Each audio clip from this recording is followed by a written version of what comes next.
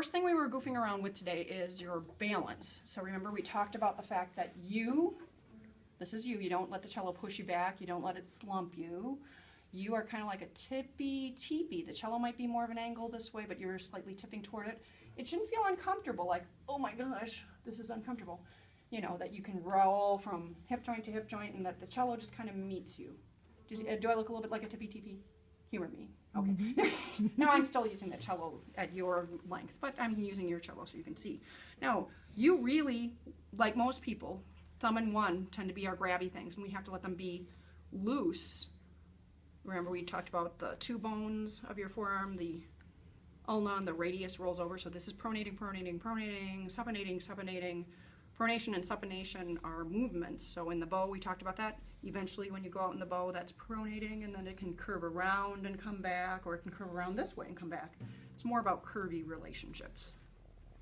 Okay, yep, our hands mirror each other, so on the bow, and this is a lot. On the bow, I stand up my fingers, nice cathedral arches. And so what we did first things with our bow, and then these guys just find their place, nice and rolly and rotatey, right? We were just choosing to do perpendicular, and see how you roll through that. Try not to lock your first finger. It's about your thumb and two relationship. And you can use your other hand, or somebody else can help you. Perpendicular to the string, I hope. A little closer to the frog.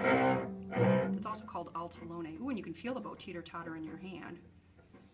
Don't hold up the bow. You don't have to. The string holds up the bow. Kind of scoop out that sound. It's like a pizzicato with the bow. You just let the string spin after that plosive vowel. Pa, pa. And you don't have to do this for 20 minutes. You can just do like 3 or 4 minutes. And notice how cool. And we're just going to stick to staccato for now. And you might feel a little better out here, a little better here. Different thicknesses of strings. Just kind of use your nice scientific method. Oh, so the first thing we did, we didn't even mess with the bow, but you can mess with the bow first if you want. Today at your lesson, the first thing we did was we noticed you wanted to put your thumb to your one, which most people do. But thumb to two on the bow, that central finger, you know, and the other fingers just kind of fall in and stay flexible. Central finger here, there it is. Cool. You see? And I don't have to push with my thumb, I just kind of drop in on that standing up last phalange. And 4 and 3 because they're on, stay out of it. Okay. 4 and 3 because they're on the same tendon. You kind of want to work them together at first, I think is a good idea. But what we did, 1, 2, 3, 4, 1. There's my thumb.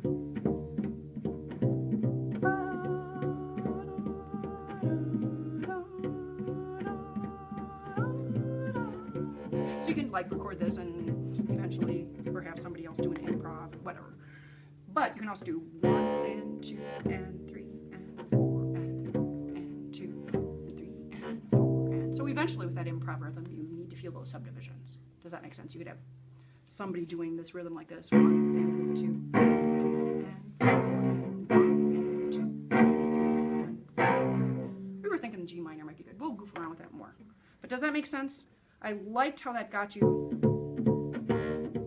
standing with your thumb relaxed on the C string because your C string tends to get your arm up and dropping. Good enough explanation? Okay. Then we moved on to French folk song. If you want to, why don't we do the hot cross buns up here as our next thing? Do you see how the thumb just nestles itself so relaxed right here? And again, you just drop your 2 into the string. And then you can go hot cross. When I go to the 1, like that bow-legged cowboy shows up and I can roll on my 2 buns. Now I could curve it like this, but I think laying it down is something really nice to get when you're playing. Hot cross buns. And you can, you see eventually, even when I do my vibrato on that first finger, my thumb just lays down. That's why this is such a neat place to play. Third position is very comfortable. So I'll do the song now. Hot cross buns, rest. Hot cross buns, rest. 1 a penny, 2 a penny. Hot cross buns, rest. Now what was neat is we decided to put your 4, 2, 1 up here, and it can be harmony to that C major hot cross buns because this is G, F, E, So, hot, cross, buns, rest, easy thumb, see? Hot, woo, do you see? Oh, let's talk about that. That would be your demonstration. If this bass knuckle, we talked about this too. Thank you for reminding me, Lord. If it's too far away, that is when that collapses. So what we want to do is bring that bass knuckle close enough, but still stay flexible. Have that pinky stand up as much as we can. We talked about it laying on a paper towel as a technique thing. Easy thumb. So let's do that harmony now for real, because then you could play the other part along with that. Doesn't that make sense? So watch. Hot, cross, buns, rest.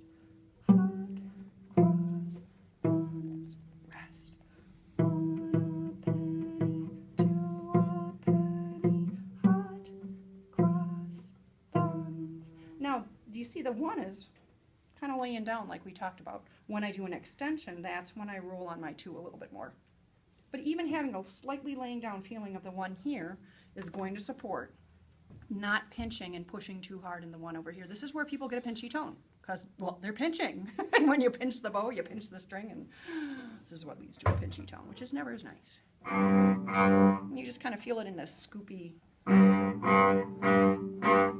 staccato. And if you just have the bow on the string, you can always see right there, the string kind of wiggles with too much weight, and I just pizzicato with the bow. So here's that French folk song.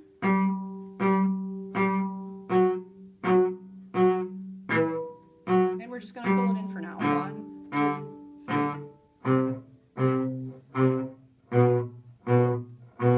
Laying down 1, thumb behind 2 relaxed. Here's our sequence. G1 3 twice. G A B. Do, re, mi, fa, si. 1, 3, 4. A, B, C. A, B, C, D. I know I was looking down at my hands. G, F sharp, B, D, C, B, E, D, A. I think I did my 1 too big because it's smaller than my cello. Go figure. That sounded better tune.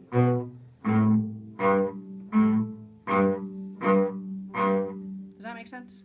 Does that feel like it gives you some good stuff to work on, enough stuff? We also talked about the different rhythms. So obviously a really good thing to just get better at this balancing here. The reason we like Mississippi Hot Dog is you can kind of pause in between the Mississippi Hot Dogs. So sometimes if I was shifting back, I might do my 1 like this and shift back.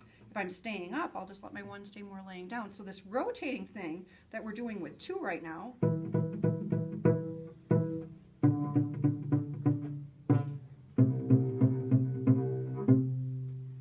allows me eventually to shift, or I can be on 1 and rotate for, if I'm doing like this, I can rotate on my 1 eventually, and then see my thumb will come along for a forward extension.